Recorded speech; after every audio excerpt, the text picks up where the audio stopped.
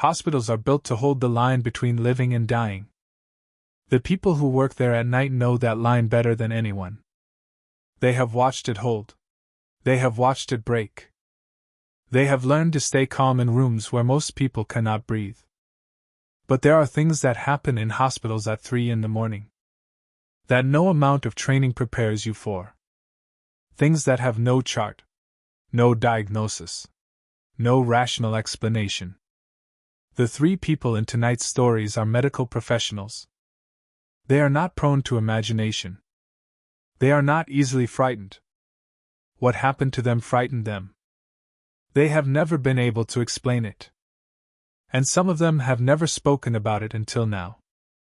Story number 1. Room 312. I have been a registered nurse for 11 years. I have worked night shifts for 9 of those 11 years by choice. I prefer them. The hospital at night has a different rhythm. Quieter. More deliberate. You learn to read the building. I know every sound the 3rd floor makes. The way the HVAC cuts in at 2 a.m. The particular squeak of the supply cart wheels. The hum of the medication dispensary when it cycles. Which is how I know with absolute certainty that what I heard on the night of March 4th was not any of those things. It was a Tuesday. The ward was unusually quiet. We had 14 patients. 3 of them were in critical condition. But all 3 were stable and monitored. My colleague Diane was handling the south end of the floor. I had the north. At 3:17 in the morning I was at the nurse's station, updating charts when I heard footsteps coming from room 312. Room 312 was empty. Had been empty for 6 days. The previous patient had been discharged on the Thursday before. The room had been cleaned, restocked, and left vacant. No admission was scheduled for it. I looked up from my chart. The footsteps were slow and deliberate. Not the sound of someone pacing, something more purposeful than that. The sound of someone walking from one side of the room to the other. Back and forth. Back and forth. I sat completely still for 30 seconds counting the repetitions. 4 full passes across the room. I called Diane on the internal line. I told her I was hearing movement in 312. She went quiet for a moment and then said, "Do not go in there alone." She came from the south end. We stood outside 312 together. The footsteps had stopped the moment I picked up the phone. We opened the door. The room was empty. Perfectly arranged. Bed made. Chair in the corner. Window closed. Nothing disturbed. But the room was warm. Noticeably warmer than the hallway. Warmer than it should have been with the HVAC running. Diane felt it too. I watched her put her hand out as we stepped in. The way you do when you walk from shade into sunlight. We did not speak about it that night. 2 weeks later I was on break in the staff room when Diane sat down across from me and said without preamble, "Has anything ever happened to you in 312 before that night?" I asked her why. She said that 3 of the nurses who had worked that floor before us had requested transfers away from the north end. All 3 of them within the same 18-month period. All 3 of them had cited discomfort with the environment in their transfer requests. Not one of them had specified room 312 by name. But Diane had spoken to one of them. And she told Diane that every time she passed that room, on the night shift, she felt certain there was someone inside. Even when she knew it was empty. Even when she had just checked. Story number 2. Base 7. I am going to tell you something that I have only told 2 other people. My wife. And my therapist. I am a physician.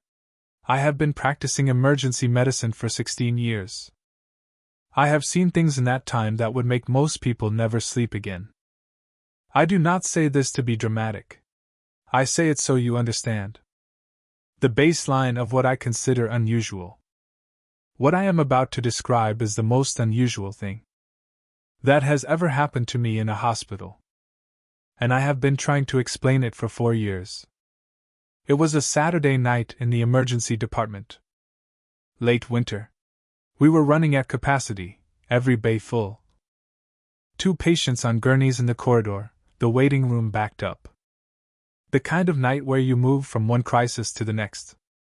Without stopping, without thinking, just doing.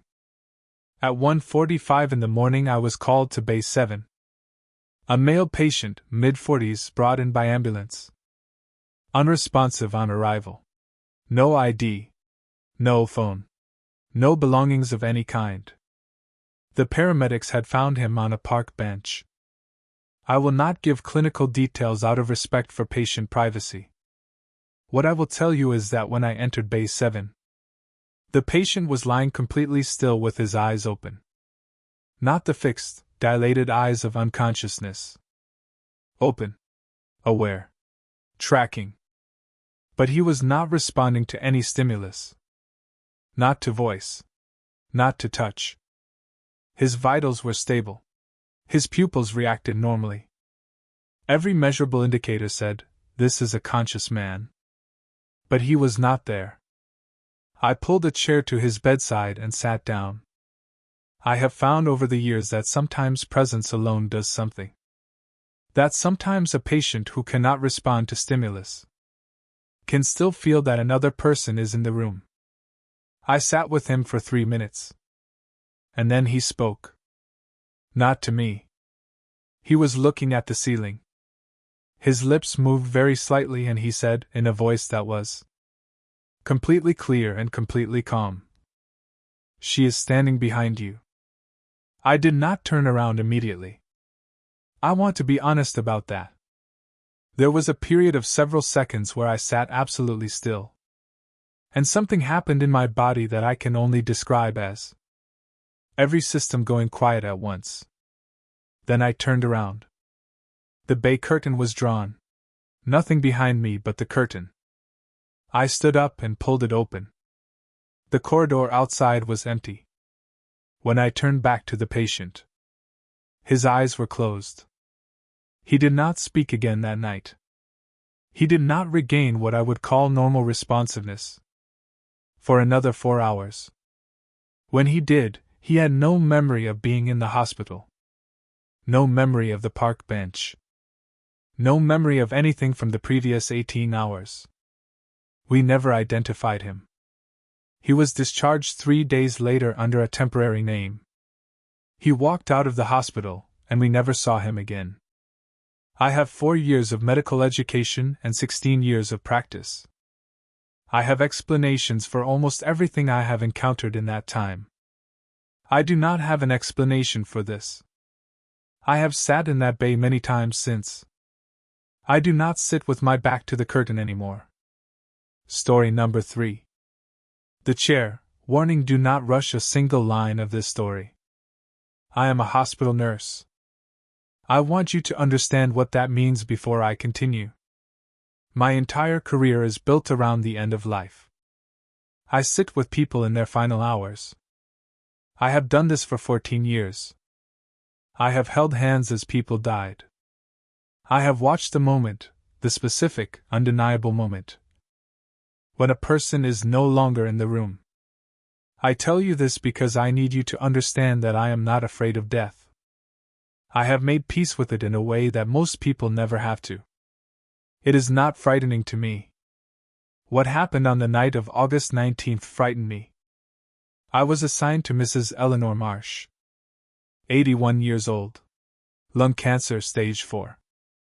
She had been with us for 9 days. Her family had been notified that we expected her to pass within 24 hours. Her daughter Patricia had sat with her all day and had gone home at 10 p.m. at our gentle insistence to sleep. I checked on Mrs. Marsh at midnight. She was breathing, shallow, irregular, the specific pattern. That tells us someone is very close. She had not been conscious since the previous afternoon. I sat with her. I do this for all my patients who are close. I talk to them quietly.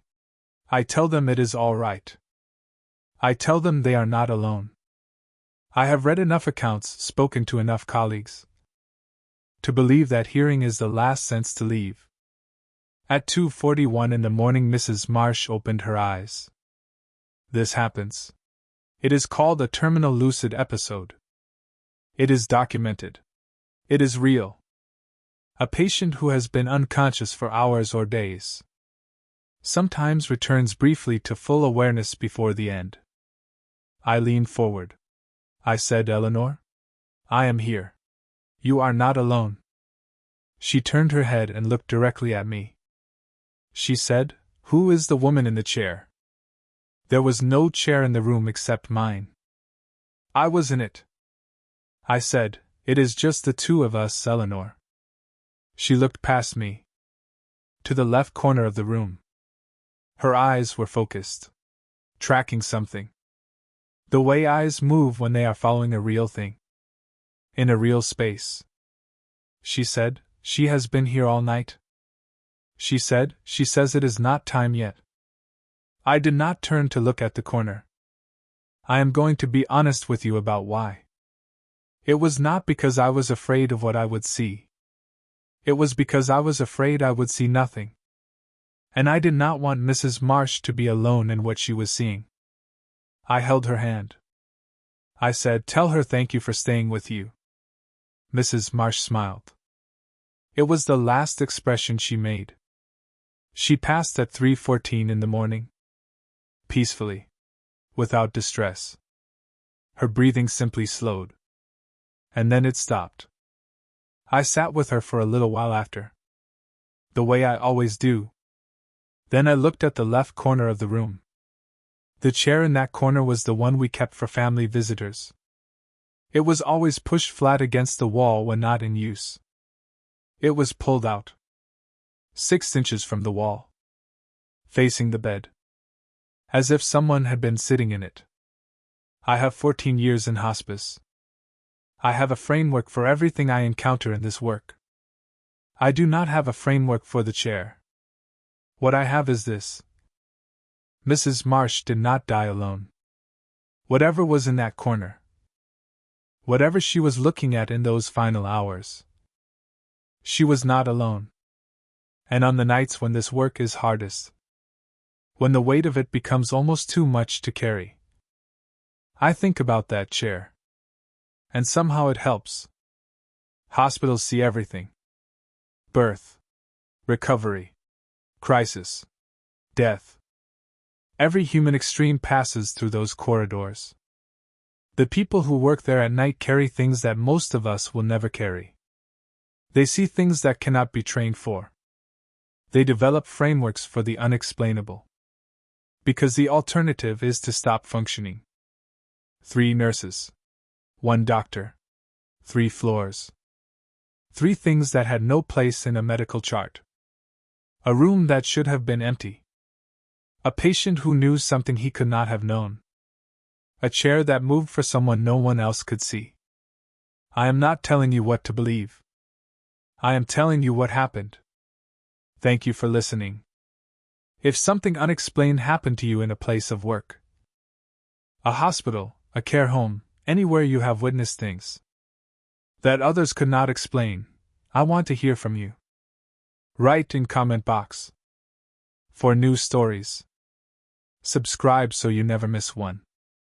And tonight, if you are a nurse or a doctor working the night shift, and you are listening to this on your break, you are braver than most people will ever understand.